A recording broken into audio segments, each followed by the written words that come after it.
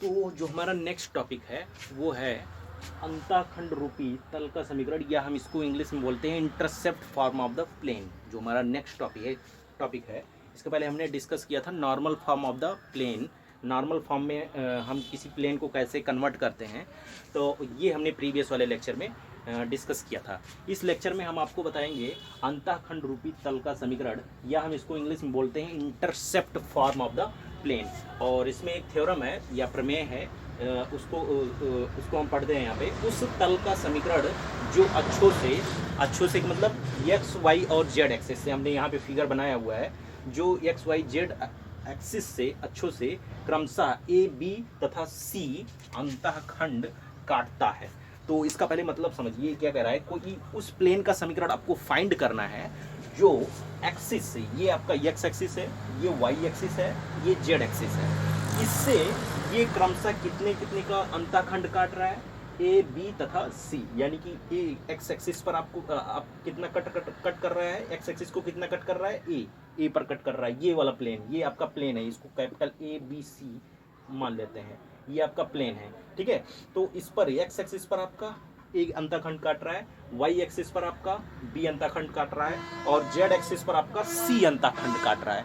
तो ये आपको गिवन है, तो इतना गिवन है। उसके बाद इस प्लेन का इक्वेशन आपको बताना है। तो इस प्लेन का इक्वेशन क्या होगा। वैसे आप देख रहे हैं, अगर इसके कोऑर्डिनेट की बात करें तो ये ए 0 0 है, और इसके कोऑर्डिनेट की बात करें तो 0 B 0 है। इसकी कोऑर्डिनेट की बात करें कि 0 0 C है, क्योंकि एक्स एक्सिस पर वाई और जेड दोनों 0 होता है। हमने आपको बताया है, कई लेक्चर पहले आपको बताया हमने। ऐसे सी का कोऑर्डिनेट ये हो जाएगा, और ए बी सी का कोऑर्डिनेट आप डायरेक्ट फाइंड कर सकते हैं। और equation of plane passes through 3 point से भी आप इक्वेशन फाइंड कर सकते हैं, प्लेन का इक्वेशन। तो वो तो आपको डराइव करने का मेथड हम बता रहे हैं कि 3 इक्वेशन से पास होने वाले आप प्लेन का इक्वेशन, 3 क्या 4 पॉइंट है यहाँ पे। ये क्या है आपका 0 0 0, इसका कोऑर्डिनेट ये 4 पॉइंट है ना, 4 पॉइंट गिवन है। तो उससे आपको हमने बताया था कि 4 पॉइंट से 4 पॉइंट से पास होने वाला प्लेन का इक्वेशन, 4 बिंदु से पास होने वाला प्लेन का इक्वेशन आप फाइंड कर सकते हैं। उसकी विधि से आपको ये प्लेन का इक्वेशन मिल जाएगा। लेकिन इंटरसेप्ट फॉर्म में बनेगा क्या, हम डायरेक्ट बता रहे हैं आपको। प्लेन का जो इंटरसेप्ट फॉर्म होता है अंतःखंड का मतलब एक्स एक्सिस पर कितना डिस्टेंस ले रहा है, कितना कट कर रहा है एक्स एक्सिस को, वाई एक्सिस पर का मतलब वाई एक्सिस पर कितना ले रहा है, जेड एक्सिस पर का मतलब अंतःखंड का मतलब ये जेड एक्सिस पर कितना डिस्टेंस कवर कर रहा है वो प्लेन। तो हम डायरेक्ट लिख रहे हैं इस प्लेन का इंटरसेप्ट फॉर्म। अगर कोई पूछता है प्लेन का अंतःखंड फॉर्म जो अगर कोई पूछता है, तो वो उसका इक्वेशन इस तरीके से होगा, x by a plus y by b plus z by c is equal to 1। तो ये हो गया आपका, ये है आपका प्लेन का अंतःखंड फॉर्म। अंतःखंड फॉर्म का मतलब इंटरसेप्ट फॉर्म, आप ये समझिएगा। तो अगर प्लेन का इक्वेशन आपसे क्वेश्चन पूछता है कि प्लेन का इक्वेशन क्या होगा अंतःखंड फॉर्म में, तो इस तरीके से होगा, जहां पे ए बी सी क्या है, एक्स वाई और जेड एक्सिस से अंतःखंड है। यानी एक्स एक्सिस पर ए डिस्टेंस ले रहा है, प्लेन एक्स एक्सिस पर ए डिस्टेंस कवर कर रहा है, y distance z a b, इस पर ए, इस पर बी, इस पर सी। तो ये आपको दिख रहा है, ठीक है। तो इसका प्रूफ भी है, लेकिन प्रूफ आप डायरेक्ट कर सकते हैं। 4 पॉइंट दिया गया है, 4 पॉइंट दिया गया है, 4 पॉइंट से पास होने वाला प्लेन का इक्वेशन आप बहुत आसानी से फाइंड कर सकते हैं। उससे आपको यही ड्राइव करना है। देखिए अब आप इस पर क्वेश्चन 2-3 तरीके से बन सकता है। क्वेश्चन तो एक तो बहुत पॉपुलर क्वेश्चन है, वो आपको नेक्स्ट वीडियो लेक्चर में बताएंगे, जो कि आपके एग्जाम में कई बार पूछा गया, हो सकता है पूछा भी जाए, थोड़ा सा लॉन्ग है, आपको बताएंगे। लेकिन एक जो दूसरा तरीका है क्वेश्चन पूछने का, ये कोई प्लेन दे देगा इस तरीके से, A X plus B Y plus C Z plus D, या कुछ हम कोई क्वेश्चन ले लेते हैं 2x plus 3y plus 5z is equal to 30। इस तरीके से कोई प्लेन देगा और पूछेगा कि इसका इंटरसेप्ट फॉर्म या अंतःखंड रूपी प्लेन का अंतःखंड रूपी तल में इसको कन्वर्ट करिए, या अंतःखंड फॉर्म में इसको लिखिए। तो अंतःखंड फॉर्म में लिखने का मतलब देखिए, यहाँ पे आपको इस प्लेन को इस तरीके से बनाना है। हमने बताया इंटरसेप्ट फॉर्म का मतलब यही होता है। तो कोई भी प्लेन अगर दिया गया है तो उसको इंटरसेप्ट फॉर्म बनाने के लिए x का कोफिशिएंट 1 होना चाहिए, और साथ ही साथ ये जो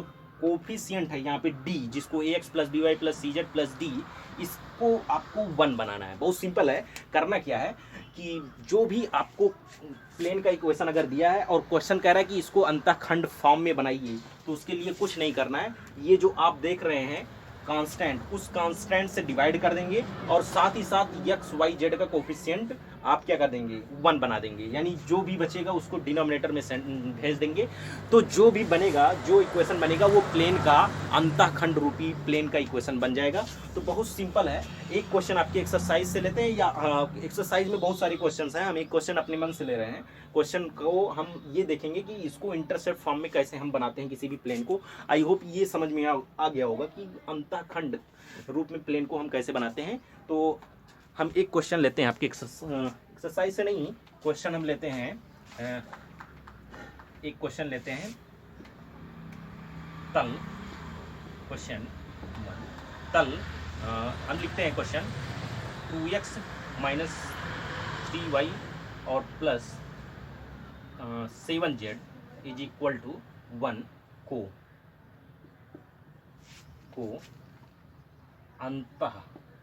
अंतःखंड रूप में लिखिए,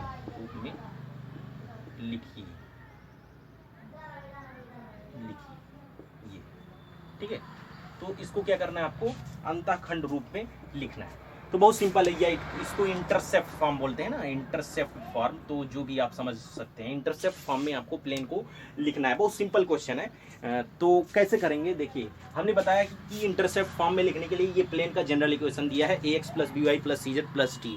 तो चलिए देखिए कैसे हम करेंगे। हमने बताया है, दो चीज़ बताया, एक तो ये जो कांस्टेंट होना चाहिए यहाँ पे 1 है होना चाहिए, और एक दूसरा कि यहाँ पे एक्स वाई जेड का जो कोफिशिएंट होना चाहिए वो 1 होना चाहिए, तभी हमारा इंटरसेप्ट फॉर्म में किसी भी प्लेन का इक्वेशन बन पाएगा।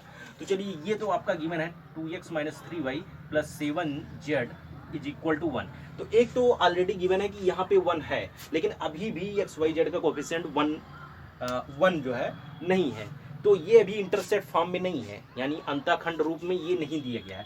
तो चलिए हम करेंगे क्या, एक तो काम हो गया है। यहाँ पे हम इसको एक्स वाई जेड का कोफिशिएंट 1 करते हैं। कैसे करेंगे, x अपान 1/2 अगर हम कर दें इसको, तो ये 2 ऊपर चला जाएगा, ये बैलेंस रहेगा, कोई दिक्कत नहीं होगा। तो माइनस, अब दूसरा हम करते हैं y अपान, इसको हम प्लस बना देते हैं और इस माइनस को यहाँ पे लिख देते हैं, कोई दिक्कत नहीं होगी, क्योंकि माइनस से अगर हम मल्टीप्लाई करेंगे तो ये माइनस हो जाएगा, और 3 का मल्टीप्लाई ऊपर ले जाके करेंगे तो ये बैलेंस रहेगा, कोई समस्या नहीं होगी। तो 7z को हम क्या लिख सकते हैं, 1/7 इज इक्वल टू 1। अगर अब हम ध्यान से देखें, अगर हम कंपेयर करें उसी से, इंटरसेप्ट फॉर्म में बनाने हमारा बन चुका है x बाई ए, अगर याद हो x by a plus y by b plus z by c is equal to 1। इस तरीके से हमने intercept form of the plane लिखा था। तो ये इंटरसेप्ट फॉर्म है किसका, प्लेन का। तो हम क्या करेंगे, अब इसमें ए बी सी की वैल्यू अगर बात करें, यानी एक्स वाई जेड पर कितना अंतःखंड ले रहा है, तो ये तो ए की वैल्यू है, ये बी की वैल्यू है और ये सी की वैल्यू है। तो अगर क्वेश्चन में कुछ आपको फर्दर और पूछ रहा है, क्या पूछ रहा है कि इस पर एक्स वाई जेड पर इंटरसेप्ट कितना आ रहा है, तो ए की वैल्यू ये है, बी की वैल्यू ये है और सी की वैल्यू ये है। लेकिन ये क्या पूछ रहा था, केवल आपको इंटरसेप्ट फॉर्म में लिखना है। तो ये जो आंसर आया है यही आपका प्लेन का इंटरसेप्ट फॉर्म हो गया है। तो आपको, आई होप आपको समझ में आ गया होगा कि प्लेन को हम इंटरसेप्ट फॉर्म में हम कैसे लिखेंगे। एक क्वेश्चन इस तरीके से और भी बन सकता है, इसी में पूछेगा कि इसका इंटरसेप्ट फाइंड करिए एक्स वाई जेड एक्सिस पर। तो यही जो ए बी सी की जो वैल्यूज़ होती हैं उसी की वैल्यू हम फाइंड कर लें, और वही क्या हो जाता है आपका इंटरसेप्ट, जो एक्स वाई जेड पर कितना इंटरसेप्ट ले रहा है। और ये जो प्लेन आया है, इस प्लेन का इंटरसेप्ट फॉर्म बन गया, या अंतःखंड फॉर्म बन गया। तो आई होप आपको समझ में आ गया होगा कि अंतःखंड फॉर्म प्लेन का होता क्या है, और हम किसी भी प्लेन को अंतःखंड रूप में कैसे कन्वर्ट करते हैं, तो ये समझ में आ गया होगा। और भी क्वेश्चंस हैं आपके एक्सरसाइज में, ये क्वेश्चन हमने आपकी एक्सरसाइज से नहीं लिया था, वैसे ले लिया था, रैंडमली सेलेक्ट कर लिया था। तो और भी क्वेश्चंस हैं, आप उसको सिंपली क्वेश्चन करिएगा, ट्राई करिएगा। अगर किसी में समस्या होगी तो आप बताइएगा, ठीक है। Thank you.